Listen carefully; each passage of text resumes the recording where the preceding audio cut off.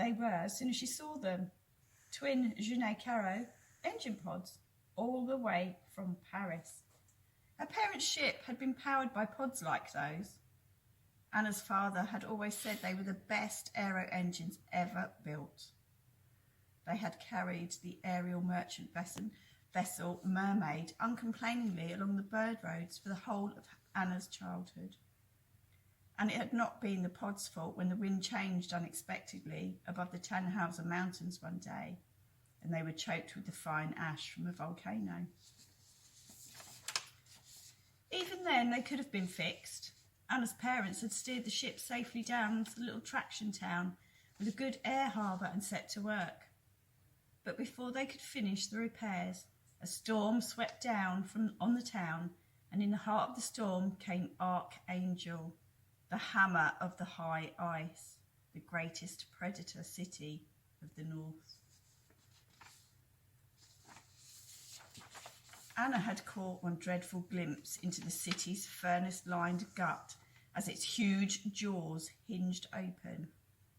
When they slammed shut upon the helpless town, the part of it where Anna and her parents were cowering had buckled, and her mother had lost her grip on Anna's hand and tumbled through a gap that opened suddenly between the two deck plates, down into the oily workings of the town's massive caterpillar tracks.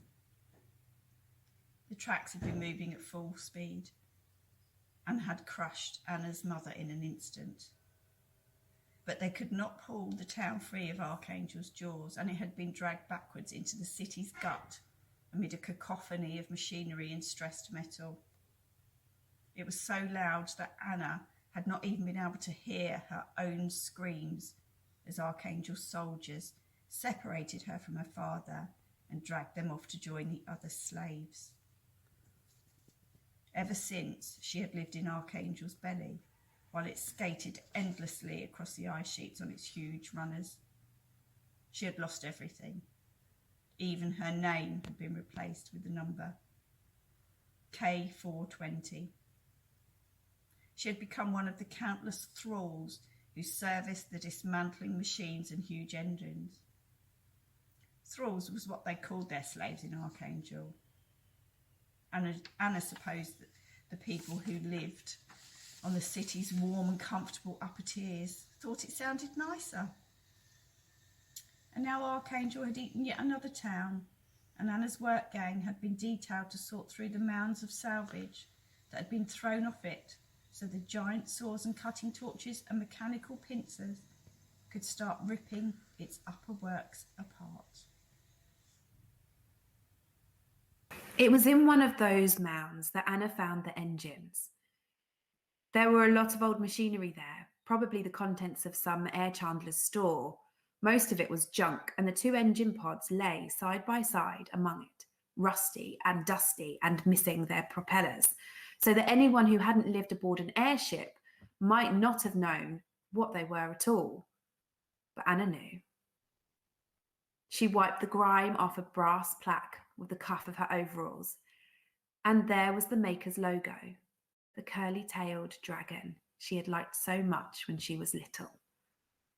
It was confusing to have such a vivid memory of her childhood called up so suddenly and so clearly. Mostly, Anna tried not to remember those times. It wasn't because the memories were bad ones. It was because they were good. She had been happy in the sky with Ma and Pa, and she knew that if she thought about that time too often, it would make her sad, so she would die. People died often in the thrall yards, from accidents, from illness, or just worn out by endless work. Thralls were allowed few comforts and precious little food, especially in deep winter when prey was scarce. Anna's father had been assigned to a different part of the gut, but for the first few months he kept finding ways to visit Anna and slip a little extra food to her. Each time he looked thinner. At first, he would tell her that they would find a way out, but she soon realised that he did not believe that, and before long, he stopped bothering to say it. His eyes, which had been twinkly and full of fun and love for her when she had lived in the sky, turned as dull as the windows of an empty house. One day, he did not come at all. And after a week without seeing him, Anna asked her overseer what had become of him. And the overseer talked with the overseer from Pa's work gang, and then told her with a small shrug, dead. The overseer's name was Verna Mould. She was a hard woman, but she was not unkind. It was she who had allowed Anna's father to visit and asked only a small part of the extra rations in return. Seeing Anna's mouth start to tremble as the bad news sank in, she added helpfully, "He's dead. As dead as you'll be, girlie, if you waste your time in grieving. If you want to survive down here, you've got to stop caring about anyone but yourself. You start fretting about others or moping and mourning and thinking about old times, you'll waste away or die like he did. Or get careless and stand in the way of a salvage grab or fall into a smelter. Forget all that stuff and you can thrive down here. You might end up making an overseer of yourself one day. That's the best life a thrall can hope for aboard the Hammer." So, Anna had to try to forget everything, or at least to bundle her memories up and stuff them away in some dark room deep inside herself. But now she was running the tips of her fingers over the cute little embossed dragons on a pair of Genou Carreau engine pods, just as she had as a little girl. And it was as if a key had come to unlock that room and let the cold, clear sunlight of long ago shine in painfully on everything. She wiped her eyes on the sleeve of her greasy overalls and tried to think straight. There were rewards for thralls who found valuable pieces of salvage. There would be extra rations of food, and Verna Mould would let Anna keep some of it for herself. Even so, she still hesitated for a moment before she let anyone know of her discovery. She felt that the aviator whose ship these engines came from must have been proud of them once and would think it a shame that they had ended up here in the belly of the Archangel. But she knew that if she didn't claim the bonus, one of her comrades would. So she turned and shouted, "Here, here, salvage! 2 old aero engines! Might still be good for parts." That night, in her metal bunk in the thrall hold, Anna was shaken out of her uneasy dreams by Verna Mould. "Wake up, K420, the overseer ordered. "The bosses want to see you. It is about those engines that you found." She rolled off her bunk and went blearily after the older woman through Archangel's gut. Massive circular saws were biting into the chassis of the captured town, making trees of sparks whose tops brushed the gut's steel roof. Above that roof was the rest of Archangel, the warm core where the bosses lived. Anna had never been up there, never thought about it much. She knew she worked for a company called Kale Industries, and she knew it was run by a man called Victor Kale because his ugly old face was on posters in the thrall hold. His white beard and chilly eyes made him look like an ice giant in a story. Was he the one who wanted to talk to her? Anna shivered. At the edge of the salvage yards were big freight elevators, metal cages inside metal cages. Anna stepped into one. Verna Mould closed it behind her and said, "Good luck, K420. She watched as the cage went rattling up into the drifts of fumes that hung beneath the roof. Then she shrugged and turned away and carefully put K420's frightened, sleepy face out of her mind as she trudged back to her own bunk.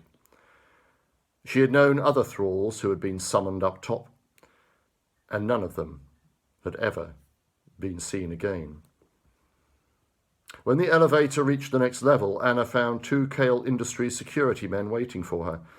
They beckoned her out of the cage and went with her along a corridor to a doorway, which they said she should go through. It led into a scruffy little room where an electric lamp swung from the low ceiling. There was a desk with 2 chairs. The chair on Anna's side of the desk was empty. In the other, facing her, sat a young man. He was waiting for her. They beckoned her out of the cage and went with her along a corridor to a doorway, which they said she should go through. It led into a scruffy little room where an electric lamp swung from the low ceiling. There was a desk with 2 chairs.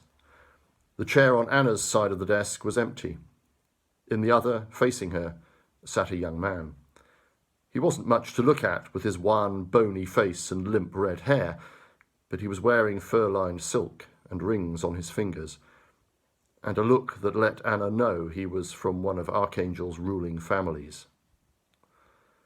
"You are the thrall K420, the girl who found those Genet carreaux?" he asked, pushing aside a notebook in which he had been scribbling. He smiled. "Please, take a seat." No one had said please to Anna since the day she first became a thrall. No one smiled at thralls. No one ever offered them a seat. She glanced behind her, suspecting a trick. But the door she had come through had been closed, and the security men were on the other side of it.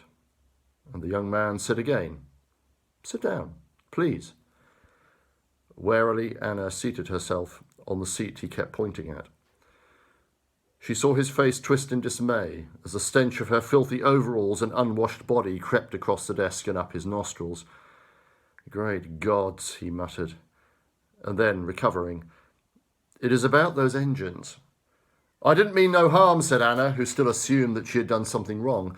"I thought there was still some use in them, if only as parts." "Oh, there is," said the young man. "What interests me is how you knew that. Not many people would. Not many people of your class, I mean." "I was in the air trade," Anna said. "My parents were when I was growing up, before I was caught." "I see. And your parents are—" "Dead," said Anna, with a little shrug. The young man made a noise that he probably thought sounded sympathetic. He stuck out a clean white hand for Anna to shake, then thought better of it and just smiled at her some more. He wanted her to like him, she realised. How weak would someone have to be to need a thrall's approval? "I'm Stilton Kale," he said. "I'm Victor Kale's youngest son. I'm working on a private project, sort of a hobby really. My father doesn't exactly approve, but he's agreed I can transfer 1 thrall from general duties to help me. I'm looking for someone who knows about airships." He turned the notebook around and slid it across the desk to Anna. The pages were so white that she was afraid to touch them with her grimy fingers. Stilton Kale turned them for her, as he was eager for her to see the spidery black writing he had covered with them. Writing and numbers and diagrams. Anna realised that she was looking at the plans for an airship. "The Boreal Regatta is setting off from Archangel this coming summer," he said. "It's the greatest air race in the Northern Hemisphere. 2,000 miles right over the pole to the finishing point where the city of Anchorage will be waiting. High above Earth's icy crown, those daring flyers seek renown. That's how I describe it in a poem I'm writing. But I'm not just a poet, K420. I mean to enter the Boreal Regatta, and I mean to win it. I am building my own ship. I have some ideas about aerodynamics, you see. I've gathered quite a few bits for her these past 6 months. The airframe from a Helsinki warship, a silicon silk envelope, reinforced gas cells. It's amazing what you can find in the scrapyards. Those engines you spotted today are just what I need to power her. Come on, I'll show you." So she followed Stilton Kale through metal corridors, past the warehouses where Kale Industries stored their salvage, and the workshops where they repaired it or rebuilt it into new things to sell to the people of the city. He led her to a door near the outer hull, one of many stenciled with the Kale logo.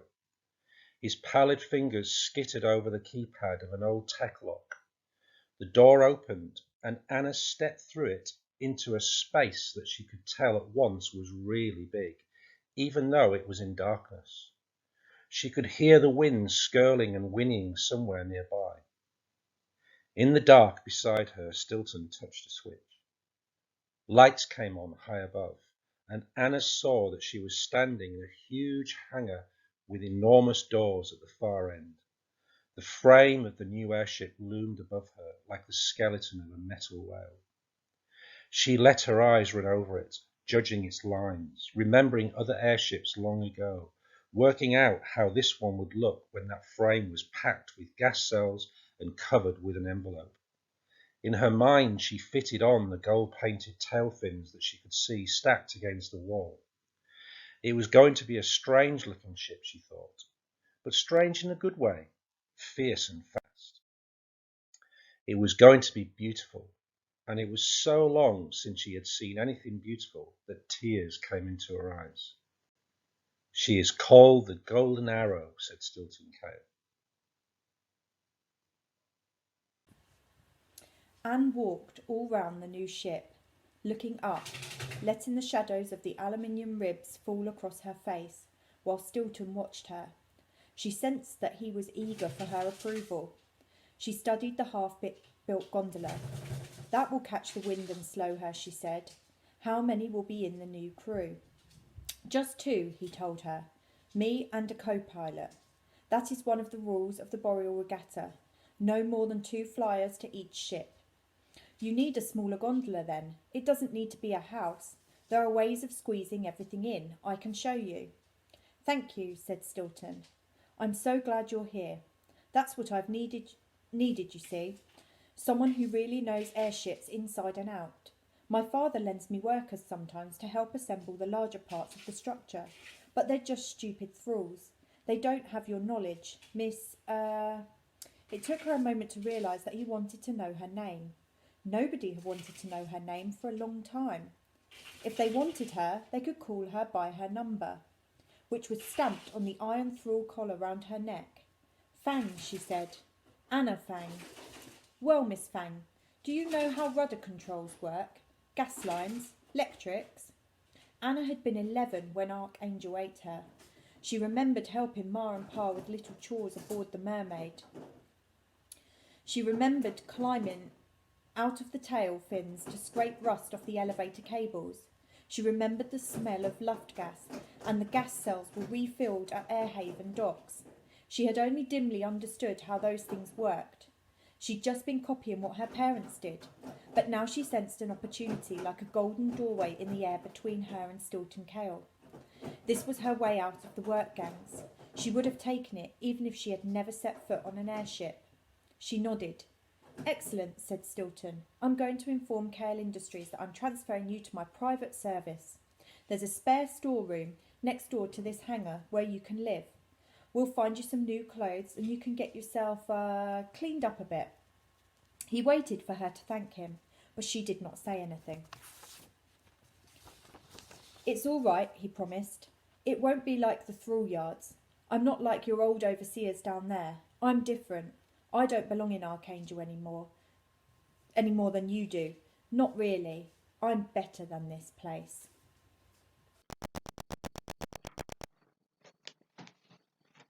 Chapter 3. Stilton really was different. He thought of himself as a free spirit and a dreamer of great dreams. The rest of Archangel thought of him as a fool. His mother had come from Venice, that improbable raft resort, more like a dream than a city.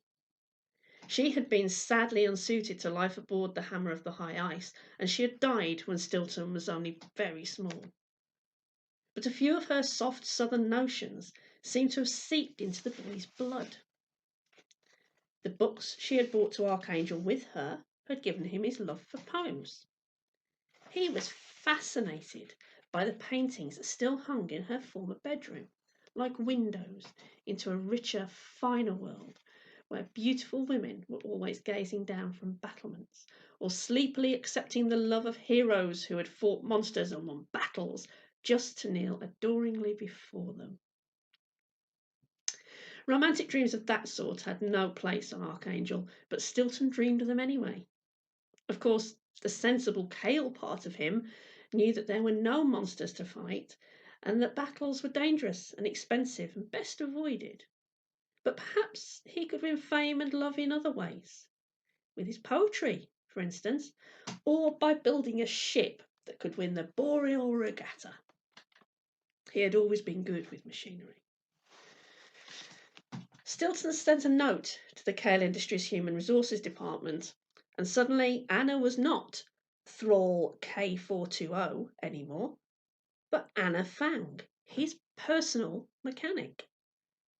He had a bunk and 2 sets of good clothes brought to the storeroom next to the hangar, where she was to sleep.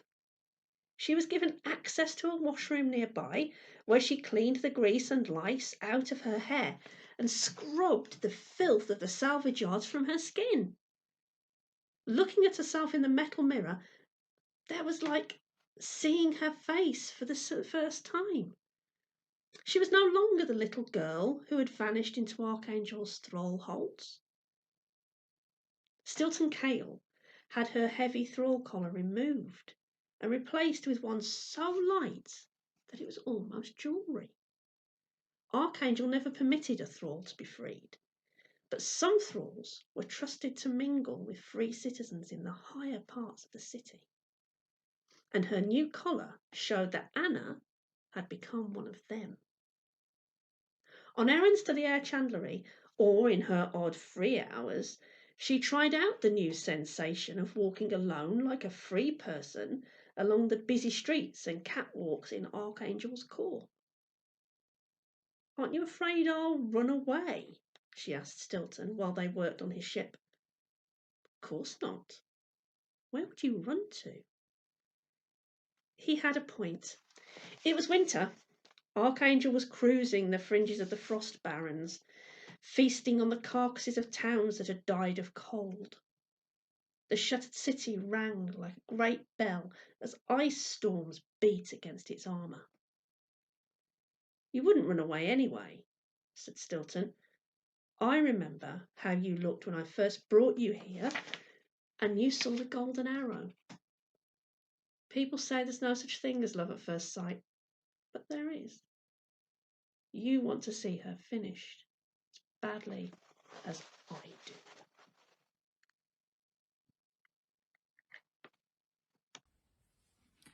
Once the Golden Arrow skeleton was complete, Anna supervised gangs of thralls scrounged from the salvage yards while they attached the gas sails to the inside of the frame.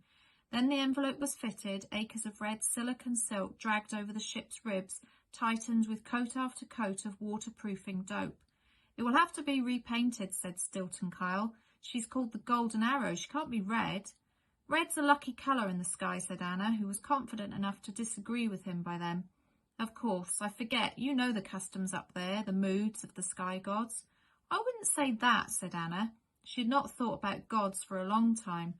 The way they had let her be eaten up and enslaved by Archangel suggested pretty forcefully that they either didn't exist or weren't much interested in her. Now something made her pull up the sleeve of her overalls and show Stilton the tiny blue wings inked on the inside of her wrist. "My family didn't have much to do with the main sky gods. We were Thursday's children." "Who's Thursday?" "He was a man who turned into a god," said Anna. She remembered her mother telling her that story and heard her own voice take on Ma's sing-song delivery. Arlo Thursday talked to the birds, and the birds showed him how to fly. Bad men tried to break his wings, so he flew away to a far land, and there he built the world's first airship as a present for a boy king. "Then we shall dedicate the Golden Arrow to this Thursday," said Stilton. "I don't know if he will help you win the race." "He sent you to me," said Stilton, blushing as red as his airship, "so I am already in his debt." She was hungry for parts, that little red airship. Anna was already thinking of her as she. Gas cell valves, lightweight ladders, bolts to hold the gondola to the airframe. Stilton had collected a lot before he found Anna, but Anna thought she had seen better in the salvage bins. When she told him so, he sent her down to the gut to bring it back. It did not occur to him that the thralls down there might hate Anna, but it had occurred to her.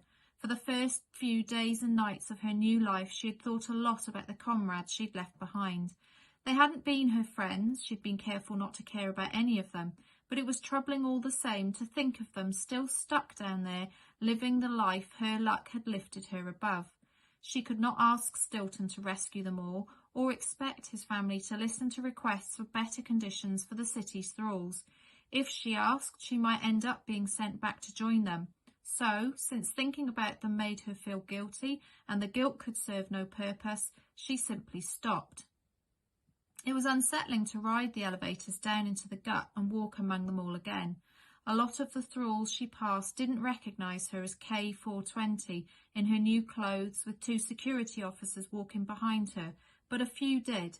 The scowls and muttered insults and small bits of scrap they slung at her when her guards weren't watching did not hurt as much as the desperate hope she glimpsed in some of them. "That's K420, she imagined them whispering to one another as she moved through the bins where salvage tech was sorted. "She was one of us once. Maybe she'll help us."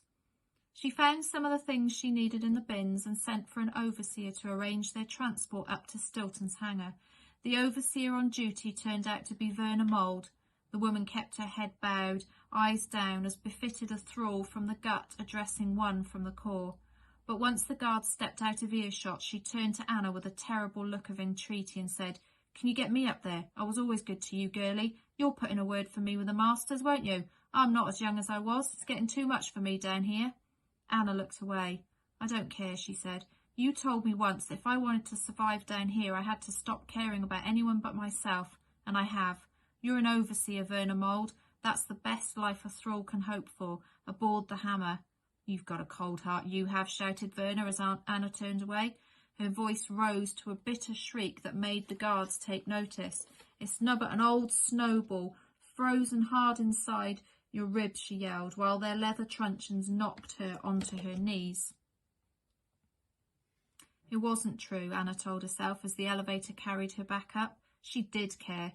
It was only that she hadn't the power to help all the thralls of Archangel, and even if she could help a few in some small way, how did she choose which ones?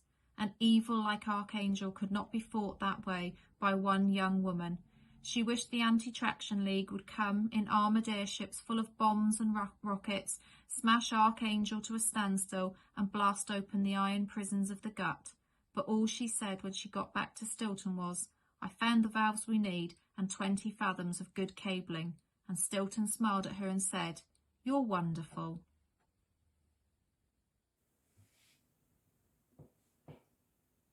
Stilton had started to look at her in a strange way. He had started bringing her gifts, a warm blue jacket, jewels and rings to show her value to all of Archangel. You were no one in Archangel unless you wore jewellery. He filled her storeroom home with fine furniture and a rug from the skin of an ice bear, a creature that Anna had thought mythical until she came in late after a long day in the hangar and stubbed her toe on its snarling head. Even then, she could not really believe that Stilton Kale had fallen in love with her. Sometimes, in the thrall holds, she had heard other girls boasting that they were going to catch the eye of some rich man who would pluck them out of the gut as if they were a piece of likely salvage.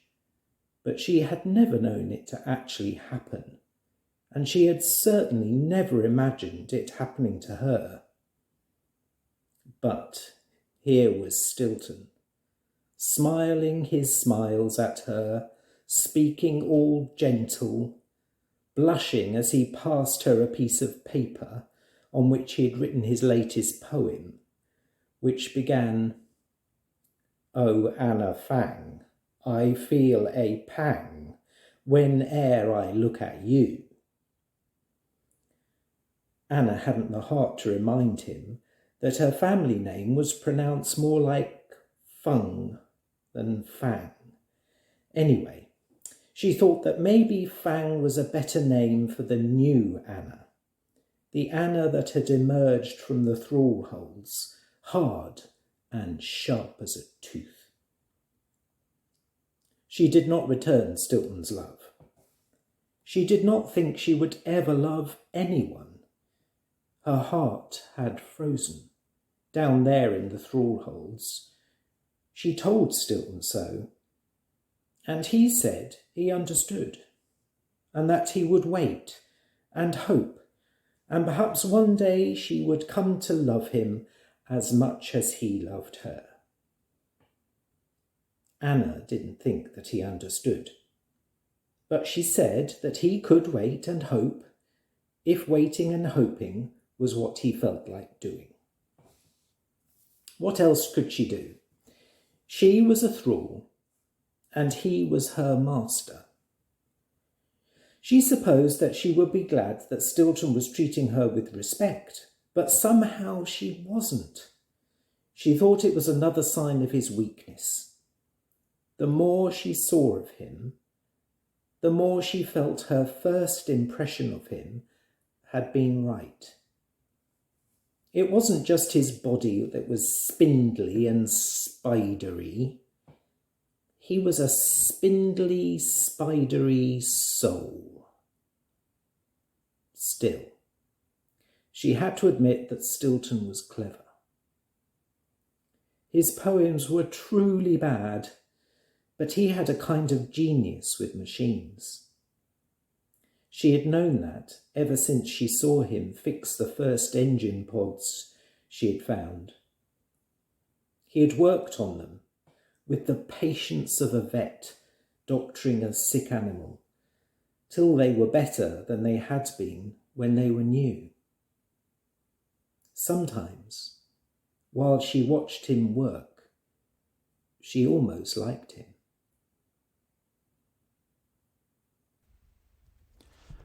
Huge tanks of lifting gas were trucked down from the air harbour.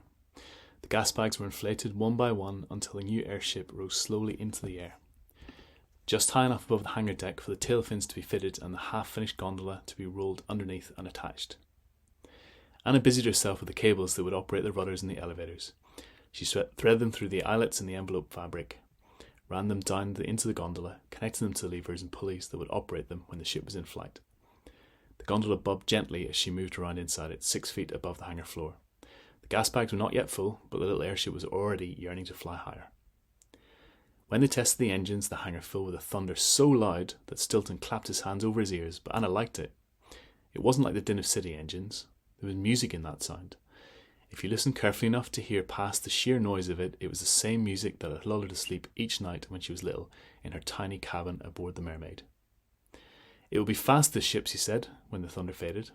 "I couldn't have done it without you, Anna," Stilton told her, looking at her in the soupy way he'd borrowed from love-struck knights in paintings. "When the race begins, I want you to be my co-pilot." Anna felt dizzy at the thought of leaving Archangel. She didn't want to let herself believe that it could really happen because she knew the death of hope was more painful than never having hope at all. "Is that allowed?" she asked, "even though I'm in a thrall?" "There's nothing in the rules to say that only free citizens can compete. You were born in the air, so Thursday and all the other sky gods will look more kindly on our flight with you aboard. And anyway, we make a good team, don't we? I was thinking that you should not just be my co-pilot for the race, but for all time, Anna, my co-pilot in life. We should marry." "We can't," she said. "What would your family say?" I don't care. I don't think they care what I do. I've told my father about the gold arrow, but he can't even be bothered to come down from the top tier and look at her. Why would he care who I marry?" He thought a moment and then said, "At the end of the race, whether we win or lose, I shall ask the Margravine of Anchorage herself to marry us. We will come back to Archangel as husband and wife. My family will not be able to do a thing about it." And I laughed with happiness then. It was not a sound she'd often made before, and it startled her as it echoed around the hangar. Stilton thought it was because of him, but it wasn't. It was just the same joy that a captive bird would feel if someone opened the door of its cage. The Boreal regatta was drawing near. High summer had come to the high ice and the sun never set. Sleek racing yachts began to arrive at Archangel's air harbour. The Glory Bee from London, the Summer Lightning from Tajikograd, the Mossy Hare from Dunleary. Stilton took Anna with him to the air harbour to see Angel Glass arrive. Angel Glass was this year's favourite.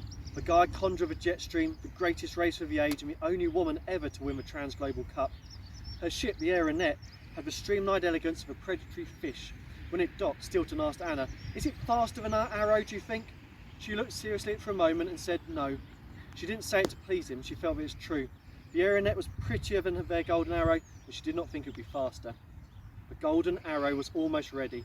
At Anna's suggestion, they had rebuilt the gondola so it looked less like a flying chalet and more like a little clinker boat tucked snugly under the belly of the envelope. Anna sat at the controls and worked the switches that made the engine pods rotate, the levers that angled the rudders and the elevators. She longed to open the hangar doors and steer the ship out into the light of the midnight sun, but Stilton Kale said there could be no test flight. We don't want the other entrants to get wind of what I've built, he said. We'll move her to the main air harbour in the morning of the race. He was becoming paranoid as the race drew near. He had asked his father for men to guard the hangar, and when his father had said none could be spared, he started making Anna change the combination on the door lock every day, and sometimes more often. He claimed that Angel Glass and some of the other aviators were desperate to get a look at the Golden Arrow. Stilton's folly, my family call her, he said, but those aviators know I've got a good ship down here. I don't want them to know just how good until the race begins and she leaves them bobbing in her tailwind. Think of the looks on their faces. He giggled quite unpleasantly. He was the sort of person who'd been bullied at school, Anna thought. Humiliating all those rich, handsome, popular air racers would feel like sweet revenge to him. She decided she was going to ditch him as soon as they touched down on anchorage. She would sign on as a crew with an air freighter or stow away aboard a clipper. She would find her way onto one of the strongholds of the Anti-Traction League. She would become a fierce warrior in their war against the cities. She would never see Stilton Kale again. She wondered if she'd miss him and decided that she would not at all, but she was going to miss his little airship.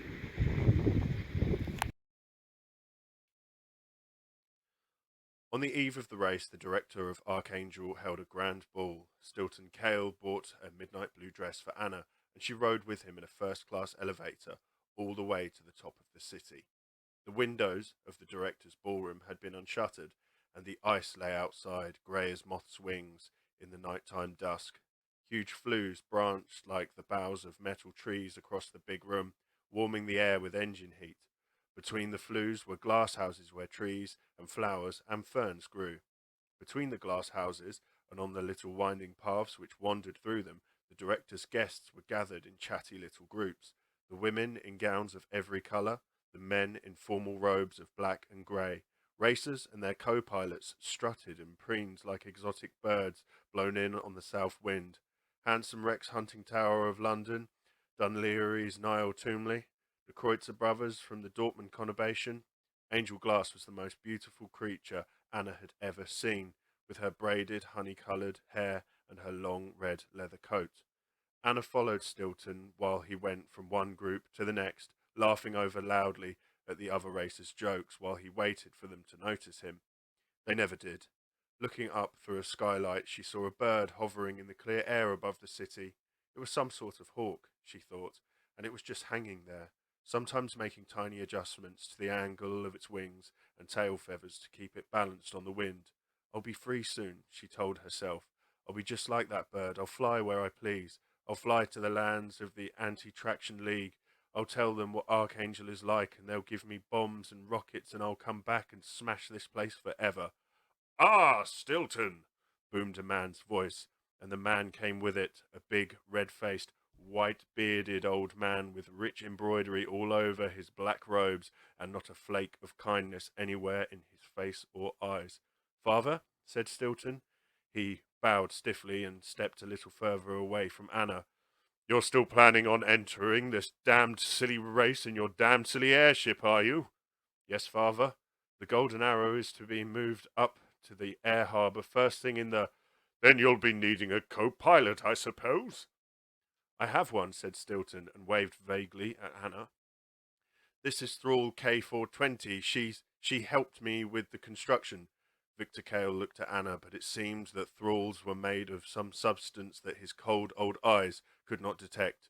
He ignored Stilton's stumbling introductions and said, I've just had a word with the director. His eldest boy is keen to have a go at this air racing lark. He pointed behind him at a clean pink overfed thug with cropped blonde hair and a fancy flying jacket that had never left the ground. There's your co-pilot, Rudy Masgard. Be damn good for the family brand to link ourselves with the director's lad. Damn good! Anna waited for Stilton to object. She waited for him to say, Anna Fang is my co-pilot, because all that talk of love must have meant something, mustn't it? But Stilton just said, Yes, Father. Thank you, Father. Don't mention it, rumbled Victor Kale. Just make sure you bring young Masgard back in one piece. The air trader Shable said he'd be interested in buying your ship after the regatta's done. We'll hold off on discussing a price, though. It'll be more valuable if it wins. When he had moved on, Anna whispered, "But what about?" "It's the director's son," said Stilton. "I can't turn him down." "I'll come anyway," said Anna fiercely. "I'll stow away. I'll make a nest for myself up between the Arrow's gas bags and—" "You can't," said Stilton. "The weight. Every ounce counts, you know. And what if they check the ship over before we leave and find you? I'd be disqualified."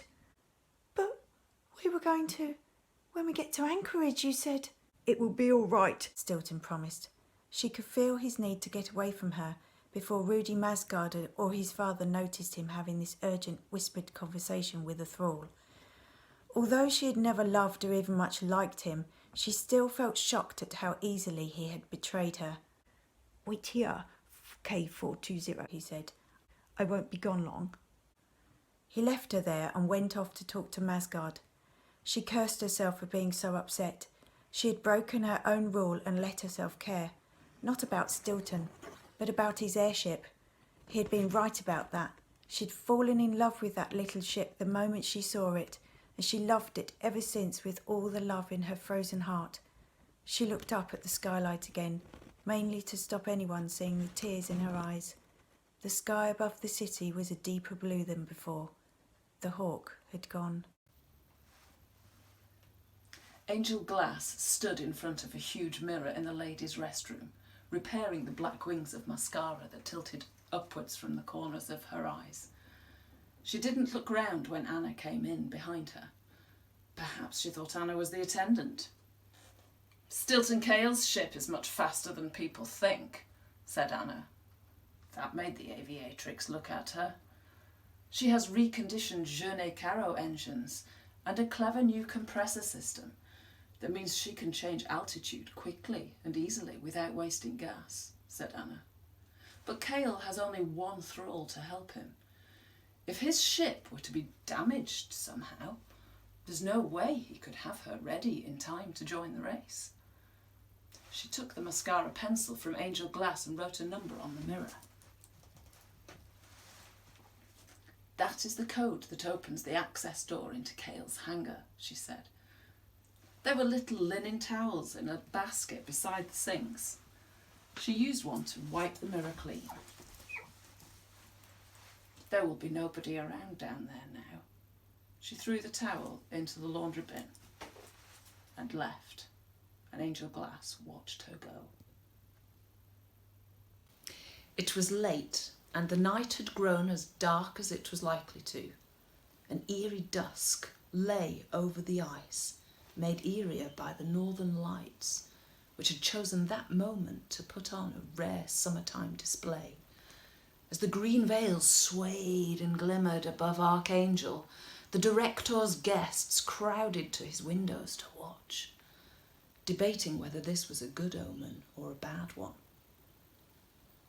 The Archangelsk were uneasy, for they believed on the nights when the aurora shone most brightly, the ghosts of the dead came down to dance upon the high ice. But the aviators said that the lights were just the banners of the gods, and anyway, they would much rather the dead were having a good time on the ice than up in the sky waiting to cause trouble. Anna stood listening, watching the ghost lights ripple like wind-blown curtains. She heard Stilton Kale whinny with laughter at some feeble joke his new co-pilot made. She heard Angel Glass tell someone, "Well, it is time I was turning in. I must get my beauty sleep before the race." "Oh, no, you must stay. Enjoy yourselves." Anna waited for 5 minutes, then followed the aviatrix out. Nobody noticed her leave.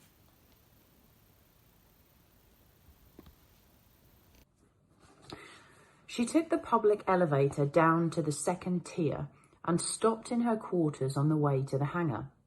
She took a bag and filled it with her clothes and a few bits of food she had hidden away because hiding food was what you did when you lived in the thrall holds.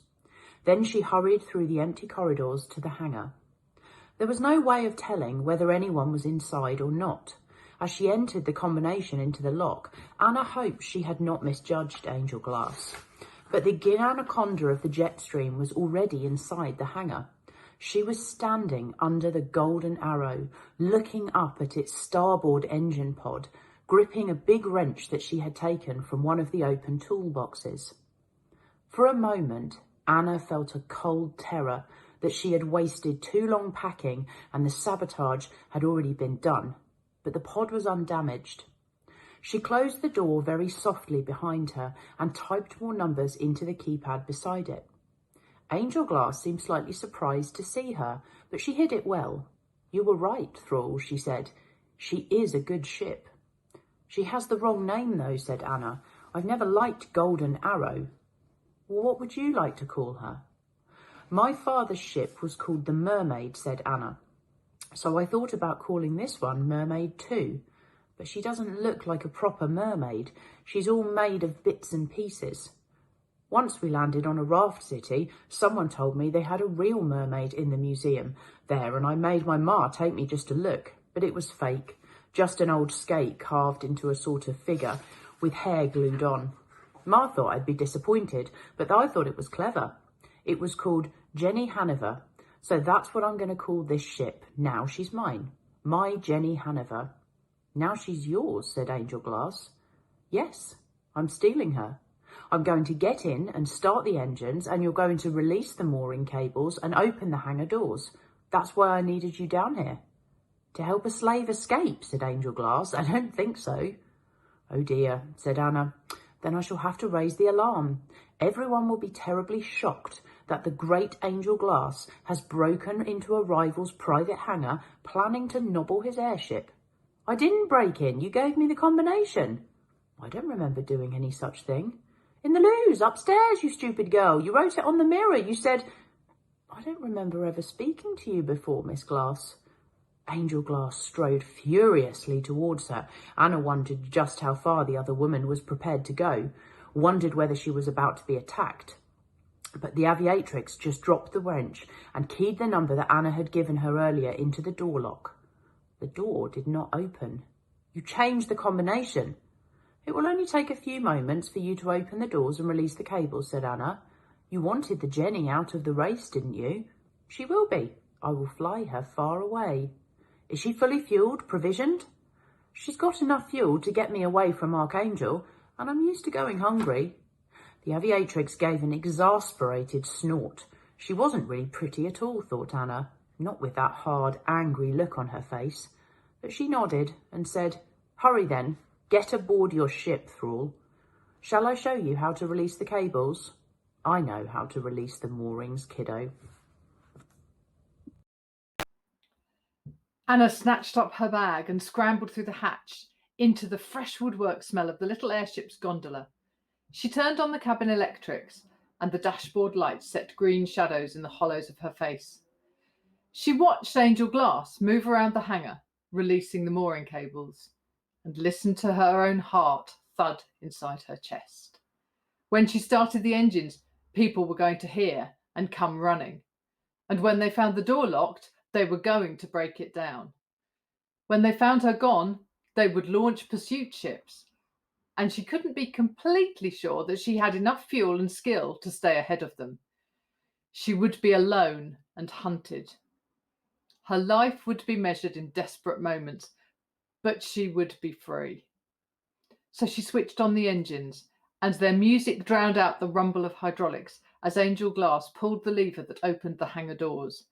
A shaft of midnight sunlight reached into the hangar and widened as the big doors slid apart. The aurora flowed across the sky outside. Angel Glass ran to the open hatchway of the gondola and said, "How do I get out? What's the new combination?" "Your coat," shouted Anna. "What?" "Your coat. It's really nice. Give it me and I'll tell you." The aviatrix started to say something unladylike, then gave up, pulled off her long red coat and flung it into the gondola. Anna told her the combination. But hurry, she added. Kale's security will already be on their way. Angel Glass did say something unladylike then, but it was lost in the song of the engines as Anna switched them to full ahead and the ship sprang forward.